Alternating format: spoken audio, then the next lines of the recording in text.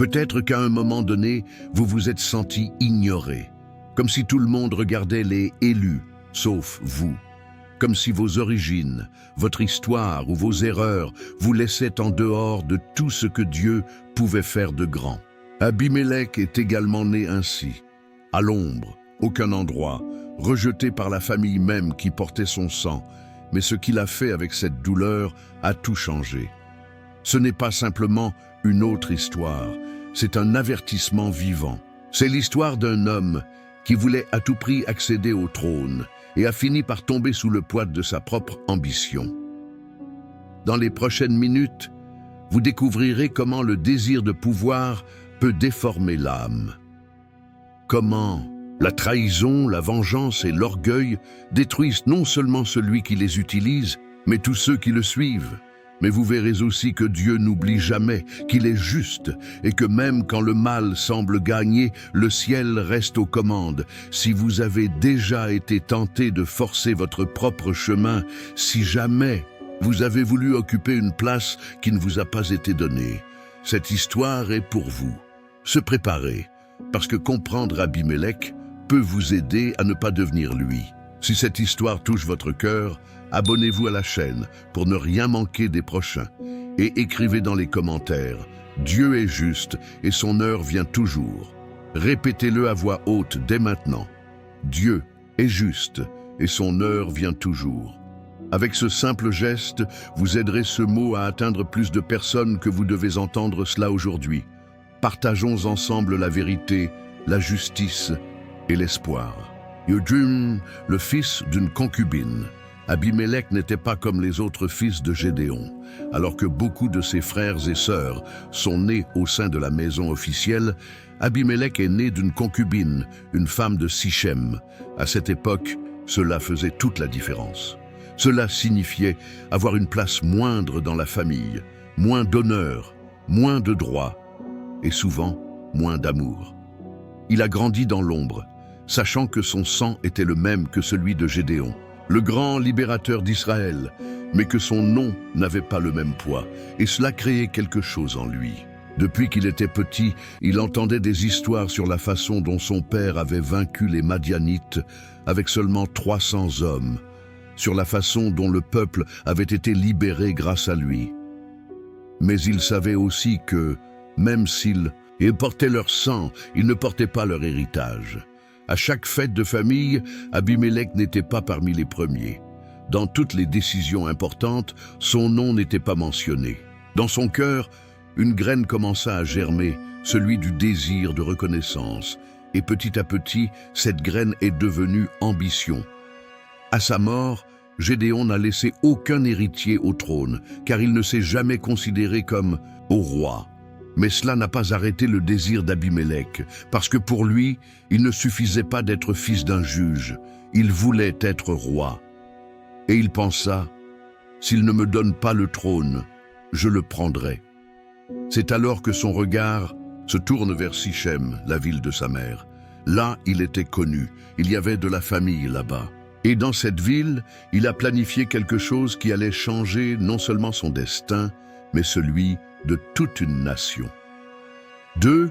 L'ambition se déguise en leadership. Après avoir médité pendant des jours sur son ambition, Abimélec a pris une décision audacieuse, retourner à ses racines maternelles à Sichem. Ce n'était pas une simple visite familiale, c'était une décision stratégique. Sa mère, ses oncles, ses cousins y vivaient. Des gens qui le connaissaient depuis qu'il était enfant, qu'il avait vu grandir, des personnes qui, peut-être par affection ou par commodité, pourraient vous soutenir dans votre projet. Et Abimélec savait utiliser les mots justes. Il ne parlait pas comme un tyran, il parlait comme un leader. Il comparut devant les hommes de Sichem et dit « Écoutez mes proches, Gédéon a eu 70 fils. Voulez-vous être gouverné par chacun d'eux, 70 voix, 70 testaments ?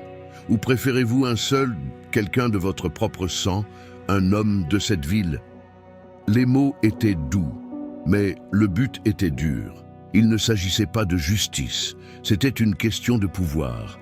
Abimélec ne leur a pas demandé de sagesse, cela leur offrait du confort. Et dans un monde fatigué de l'instabilité, cela semblait séduisant.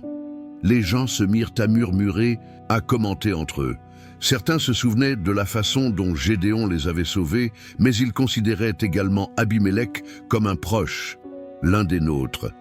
Petit à petit, l'idée d'avoir notre propre roi, non.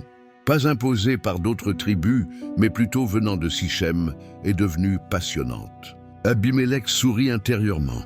Il avait fait passer son ambition pour du leadership. Il avait dissimulé son désir de domination sous un manteau d'unité. Et lorsque les habitants de Sichem ont finalement accepté sa proposition, la porte s'est ouverte sur quelque chose de beaucoup plus sombre. Car désormais, Abimélec avait le soutien, mais il lui fallait lever les obstacles. Et ces obstacles étaient ses propres frères. 3. Financés par le temple païen. Avec l'approbation des hommes de Sichem en poche, Abimélec savait qu'il lui manquait encore quelque chose pour consolider son plan. Des ressources, coûts de gouvernance et éliminer 70 frères aussi. C'est alors qu'il se dirigea vers le temple de Baal-Bérith, le dieu païen de la ville. Oui, ce n'était pas le dieu d'Israël, c'était un lieu d'idolâtrie. Mais Abimélec ne semblait pas s'en soucier. Pour lui, la fin justifiait les moyens. Et là, au milieu d'un sanctuaire profané, il reçut 70 pièces d'argent. Cet argent n'était pas seulement souillé par l'idolâtrie, il était sur le point d'être souillé par le sang. Avec ces pièces, Abimélec engagea un groupe d'hommes oisifs et aventureux, comme les décrit le texte biblique. Mercenaires, des gens sans honneur, des hommes prêts à tout pour quelques pièces. Ils n'avaient aucun lien, ils n'avaient aucun scrupule. Ils n'avaient qu'une seule mission, tuer les frères d'Abimélec. Imaginez un instant cette scène. Des hommes armés traversent la ville avec les yeux froids et le cœur endurci. Abimélec, désormais avec sa propre armée privée, marchait avec la certitude que rien ni personne ne l'arrêterait. Et tout, cela financé avec de l'argent provenant d'un faux autel. Le plan d'Abimélec était en marche, le peuple l'avait soutenu, le temple païen l'avait financé et les hommes violents étaient à ses ordres. La prochaine étape? Éliminer la concurrence. Et pour cela, il choisirait le lieu le plus symbolique possible, celui où doit résider la justice. Si cette histoire vous a déjà fait réfléchir, faites une pause et laissez-nous un j'aime dès maintenant. Et si une partie de vous s'est vue reflétée en Abimélec, dans son ambition, dans sa douleur ou dans sa chute, écrivez dans les commentaires « Je veux marcher avec un but, pas avec fierté ». Tu n'es pas seul. Cette histoire n'est pas seulement pour apprendre, c'est se réveiller. Et votre commentaire est peut-être exactement ce que quelqu'un d'autre a besoin de lire aujourd'hui. 4. Le meurtre de ses frères. Déjà avec le soutien de Sichem, l'argent sale en main et un groupe d'hommes impitoyables à ses côtés, Abimélec a lancé la partie la plus sombre de son plan, éliminer tous les héritiers légitimes de Gédéon, ses propres frères, un par un. Ce n'étaient pas des ennemis étrangers, ce n'étaient pas des soldats ennemis, c'étaient des enfants du même pays, Irmont de sang. Abimélec les conduisit sur une seule pierre, un autel ou un gros rocher, et là, l'un après l'autre, il les fit exécuter comme s'ils n'étaient rien. 70 frères, 70 vies, 70 destins interrompus. La Bible ne détaille pas les cris de chacun, ni l'horreur de ceux qui regardent. Mais on peut imaginer le poids de cette scène. C'était un massacre. Il s'agissait d'un fratricide, le meurtre de sa propre famille, perpétré de sang-froid. Et tout cela, sous le commandement d'un seul homme, animé par une soif aveugle de pouvoir. Mais tout le monde n'est pas mort. Un s'est échappé. Le plus jeune des fils de Gédéon, Jotham, peut-être parce qu'il est plus jeune, moins ciblé, ou peut-être à cause d'une intervention divine. Jotham s'enfuit, courut à travers les collines, à travers les forêts, le cœur battant et les yeux pleins de douleur. Il avait vu ce que personne ne devrait voir, et maintenant, il était le seul qui restait. Le massacre était terminé. Le trône était libre. et Abimélec étaient prêts à se couronner, mais ils ne savaient pas que le Dieu du ciel surveillait tout. 5. Couronné de sang. Après le massacre, le silence a envahi l'atmosphère. Les pierres étaient encore tachées de sang, l'écho des cris se faisait encore sentir dans les collines d'Ophra. Mais Abimélec ne se retourna pas. Il n'a pas pleuré, il n'a pas hésité. Il a juste continué son chemin, vers le couronne. Il est retourné à Sichem comme si de rien n'était, comme s'il ne venait pas d'assassiner tous ses frères. Et là où il l'avait soutenu dès le début, les hommes de Sichem le proclamèrent « Roi ». Il n'y avait pas de prophète, il n'y a pas eu d'appel divin, aucun pétrole n'a été déversé du ciel.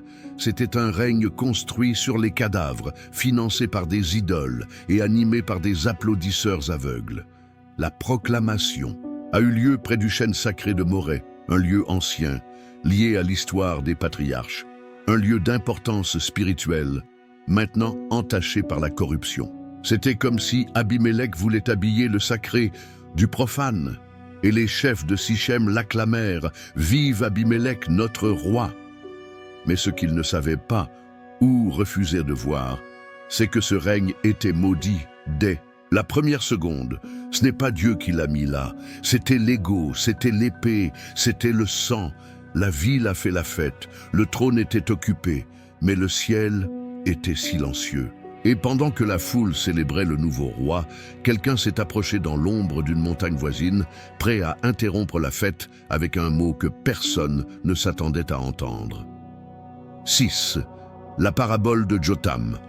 Alors que les dirigeants de Sichem célébraient encore leur choix, tandis qu'Abimélec goûtait la victoire comme si le trône était déjà éternel, une voix s'éleva de loin, fort, clair, plein de douleur et de justice, Jotham, le seul survivant du massacre.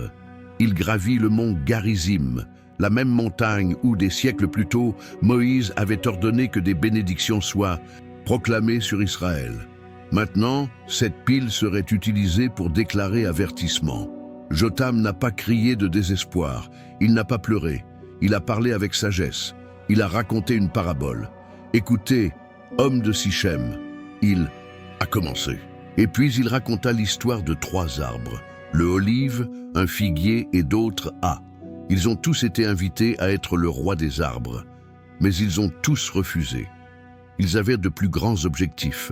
Ils produisaient de l'huile, des fruits sucrés et du vin joyeux, jusqu'à ce que finalement les arbres partent vers le roncier, l'aubépine, et lui demanda de régner sur eux. Zarza, contrairement aux autres, acceptait immédiatement.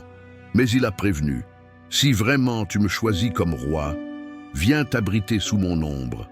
Sinon, que le feu sorte de moi et consume les cèdres du Liban. » Le message était clair. Abimélec était ce Zarza, le buisson épineux. Cela n'a pas porté ses fruits. Il n'offrait aucune ombre, il n'offrait que du feu. C'était un leader qui ne construisait pas, il détruisait seulement. Et Jotham termina en disant « Si vous avez agi honnêtement et fidèlement en faisant d'Abimélec roi, réjouissez-vous. Mais sinon, que le feu dévore Abimélec et les hommes de Sichem. » Et puis, s'est enfuie. Elle disparut dans les collines, comme une graine cachée de justice. Il savait que son message avait été lancé comme une flèche, et que tôt ou tard, cette flèche trouverait sa cible. 7, 3 ans de tension silencieuse.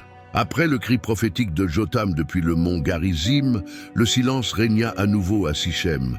Abimélec était toujours roi. Les dirigeants de la ville ont ignoré l'avertissement. Et pendant 3 longues années, apparemment, tout s'est bien passé. La ville était en paix.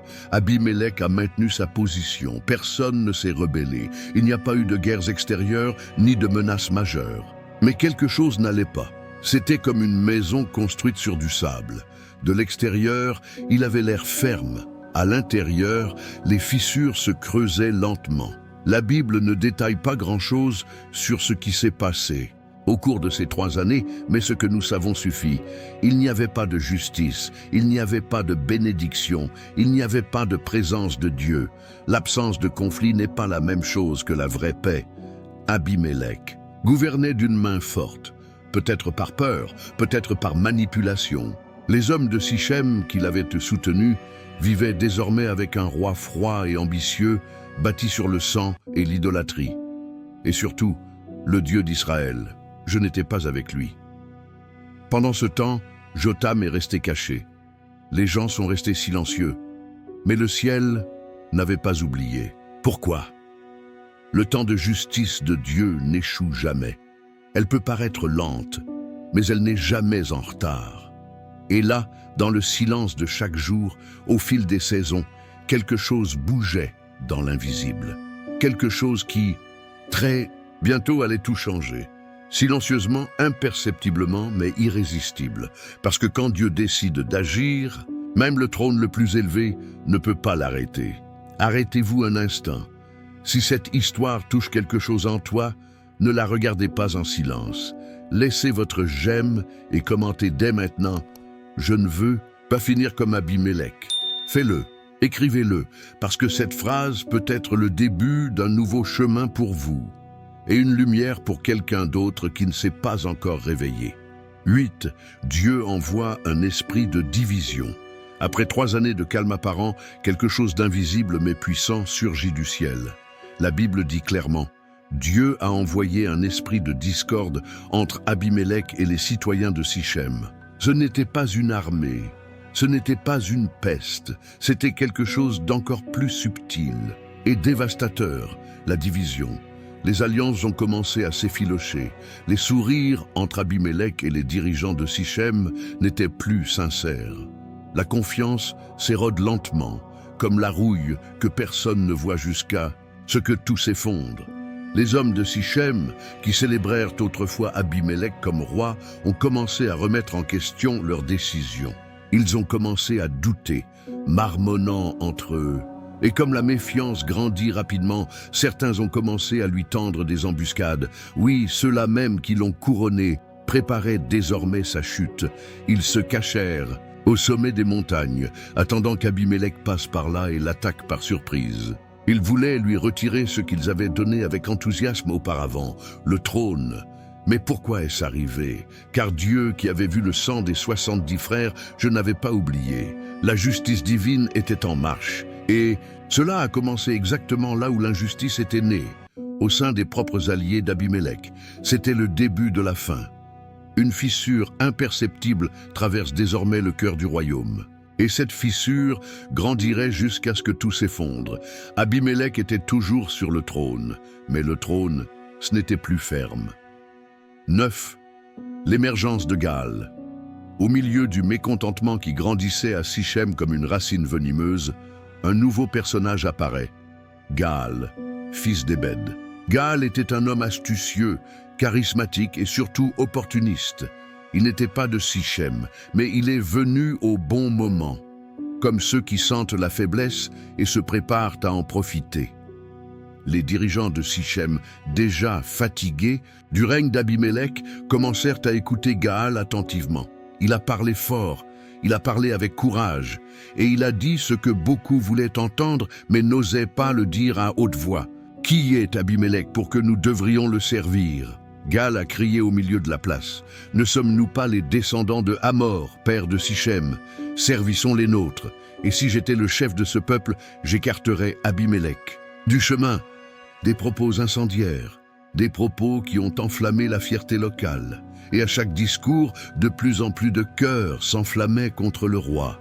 Et puis, comme tout rebelle confiant, Gaal a lancé un défi direct. « Laissons Abimélec rassembler son armée et sortir se battre contre moi. » Il était prêt pour la guerre. Et les hommes de Sichem ont commencé à le voir comme une véritable alternative. Il semblait qu'après 3 années de silence, le jugement commençait à prendre forme. Ce n'est plus à voix basse. Maintenant, à voix haute, dans les rues, dans les conseils municipaux, dans les forteresses de la ville, Abimélec, le roi couronné de sang, était sur le point de faire face à sa première révolte ouverte. Et celui qui le préviendrait serait quelqu'un qui serait toujours à ses côtés, ou du moins fait semblant de l'être. 10. Zébul est rusé.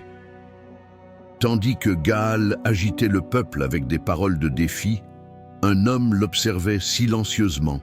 Zébul, gouverneur de la ville et représentant d'Abimélec à Sichem. Zébul était un homme intelligent, politique et patient. Il savait qu'il ne pouvait pas s'opposer ouvertement à Gaal, car la ville était déjà du côté du nouveau rebelle. Plus à l'intérieur des terres, Zébul resta fidèle à Abimélec. Et comme tout homme rusé, il n'a pas affronté une épée. Il a affronté stratégie. Dès qu'il le pouvait, envoya secrètement des messagers à Abimélec, rapportant tout ce qui se passait. Gaal, fils d'Ébed, s'est rebellé contre toi. Il excite Sichem. Si vous voulez agir, levez-vous la nuit avec vos hommes et tendez une embuscade autour de la ville. Zébul n'a pas seulement prévenu, il a donné le plan complet. Abimélec, après avoir reçu le message, « Je n'ai pas hésité ». Il rassembla ses hommes, il a marché dans l'obscurité de la nuit, et à l'aube, lui et ses troupes étaient déjà cachés en 4 groupes stratégiques autour de la ville, prêts à surprendre. Pendant ce temps, Gaal, toujours plein de confiance, sortait le matin par les portes de Sichem. Peut-être pour vérifier si sa menace avait eu un effet, peut-être juste pour montrer son audace. C'est alors qu'il aperçut quelque chose au loin, des groupes d'hommes émergeant des collines. Des armes qui brillent au soleil levant, mouvement de troupes silencieux. Il se tourna vers Zébul, le même qui prétendait être neutre, et dit « Je vois des gens descendre du sommet des montagnes. » Zébul répondit froidement « Ce ne sont que les ombres des montagnes. Il vous semble que ce sont des hommes. » Mais Gaal a insisté « Non, des troupes arrivent par la vallée, et une autre compagnie arrive par la route jusqu'aux chênes de Méonénim. » C'est alors que Zébul a révélé son vrai visage. Il regarda Gaal dans les yeux et dit « Où est ta bouche ?»« Maintenant, Gaal, toi qui as dit « Qui est Abimélec pour que nous le servions ?» Sortez maintenant et combattez avec lui. » Le défi était lancé, et Gaal, sans aucun moyen de retour, devrait faire face à l'homme qu'il méprisait, avec le peuple lui-même. Divisés et un piège tendu autour d'eux. La tension a explosé, la guerre a commencé. 11. Gaal est vaincu. Les paroles de Zébul résonnèrent comme une gifle. « Où est ta bouche maintenant, Gaal ?» Le masque est tombé, l'illusion du contrôle a disparu. Gaal, qui jusqu'à hier avait défié le roi avec arrogance, se retrouve désormais coincé. Abimélec était déjà aux portes, et les 4 groupes de militaires qui s'étaient positionnés pendant la nuit se sont mis en mouvement. Sichem s'est réveillé dans le chaos. Les guerriers de Gaal se précipitèrent pour organiser la défense, mais il était trop tard. L'attaque a été rapide, précise et brutale. Abimélec a mené avec fureur, non seulement contre Gaal, mais contre tous ceux qui osaient remettre en question son autorité. Les rues de la ville sont devenues un champ de bataille.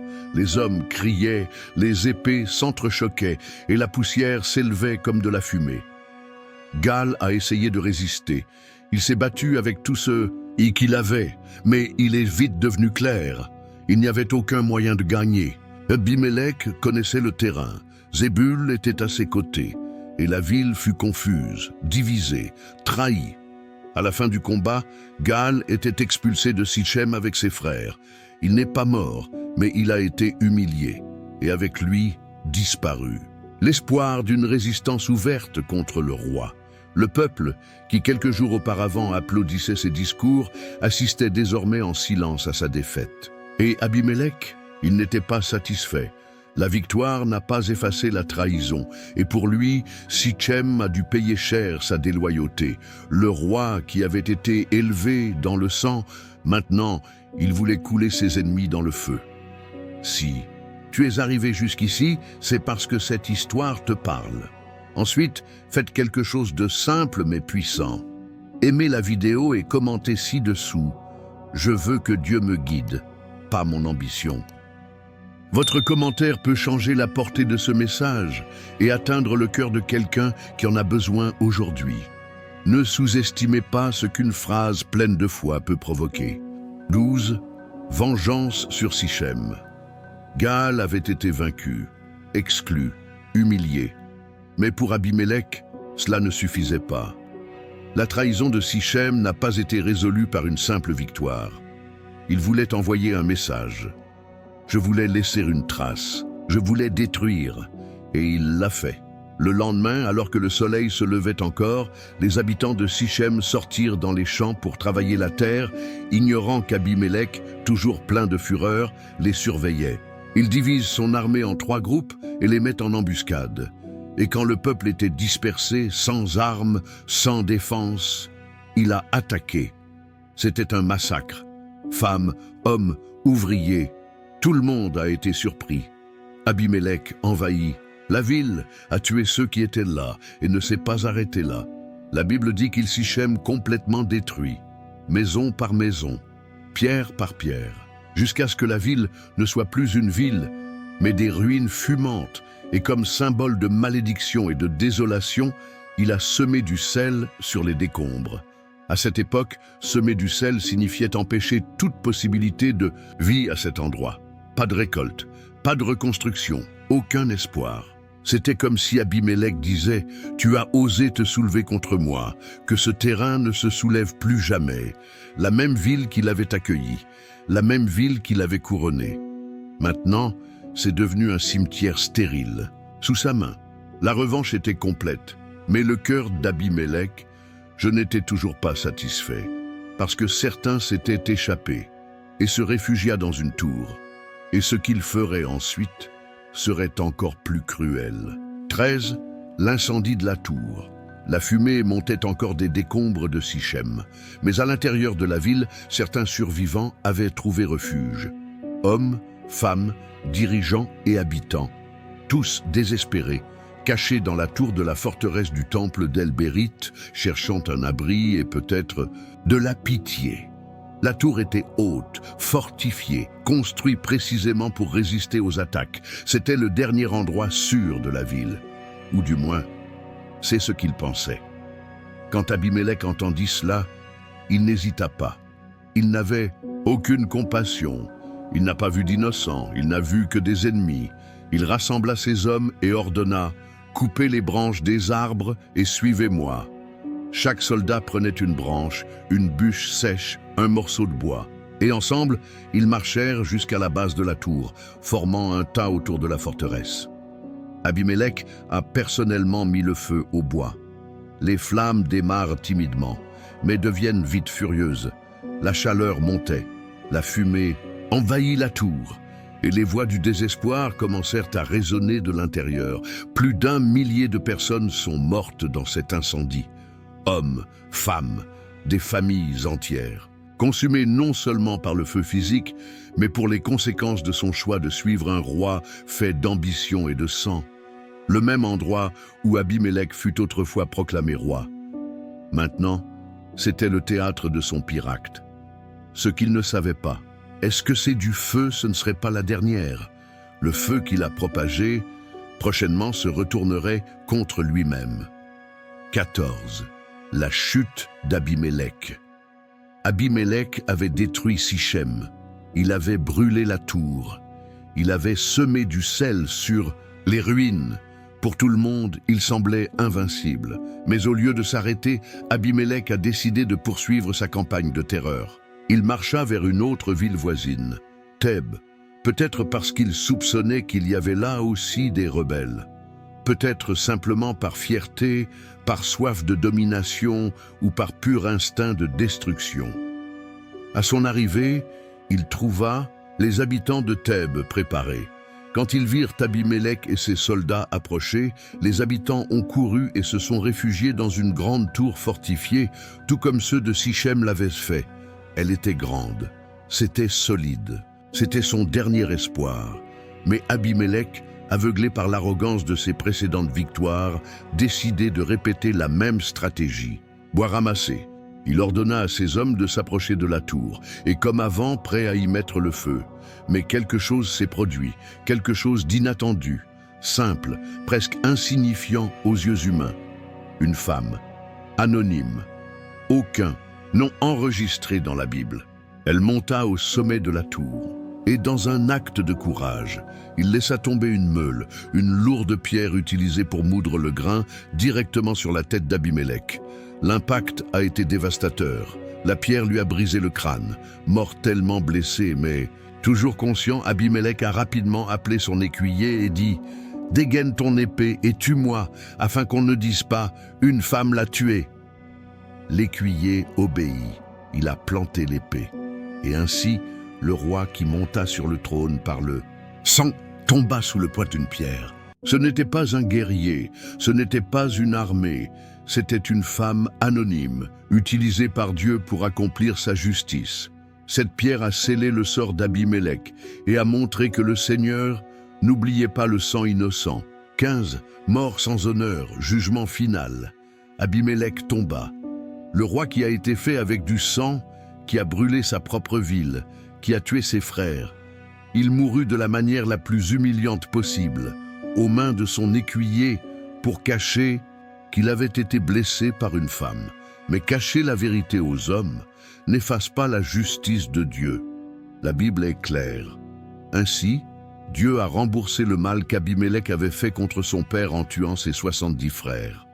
Juge 9,56, lui qui a tenté de régner sans être appelé, celui qui a méprisé la voix du ciel et détruit la sienne de ses propres mains, il a récolté exactement ce qu'il a semé, et pas seulement lui. Et Dieu fit aussi revenir sur les hommes de Sichem tout le mal qu'ils avaient fait, et la malédiction de Jotam, fils de Jérubal, tomba sur eux. Juge 9,57. L'avertissement qui avait résonné sur le mont Garizim des années auparavant, la parabole de la Zarza, de l'épine qui brûlerait les cèdres du Liban, s'est accompli avec une précision divine. Abimélec pensait pouvoir gouverner par la force, mais le trône bâti sur le mensonge, la mort et l'orgueil, cela ne dure pas devant le Dieu juste. Son histoire se termine sans honneur, sans deuil, sans héritage. Mais ta mémoire reste aussi un avertissement éternel. L'ambition illimitée détruit. La trahison a des conséquences. Et le Dieu d'Israël rend toujours justice. L'histoire d'Abimélec n'est pas qu'une histoire ancienne. C'est un miroir, parce que nous avons tous, à un moment donné, ressenti ce besoin de manifester, de conquérir, d'être reconnus. Et si nous ne surveillons pas notre cœur, ce désir peut se transformer en destruction. Abimélec voulait régner sans appel, construire sans honneur et se venger sans retenue. Et j'ai fini par tout perdre, mais tu as encore le temps. Ne répétez pas son chemin. Ne cherchez pas le pouvoir à tout prix, cherchez un but, cherchez Dieu, parce que quand tu le laisses t'élever, vous n'avez besoin d'écraser personne pour avancer. Si cette histoire vous a touché, ne partez pas sans laisser votre j'aime, vous abonner à la chaîne et partagez cette vidéo. Et écrivez dans les commentaires « L'orgueil détruit, mais Dieu restaure ». Votre réaction peut faire en sorte que ce mot parvienne à celui qui en a le plus besoin. Ce n'est pas qu'une vidéo, c'est une graine de vérité que vous pouvez contribuer à semer. Merci d'être ici. Et rappelez-vous, celui qui s'élève sera humilié, mais celui qui s'humilie, Dieu l'élèvera.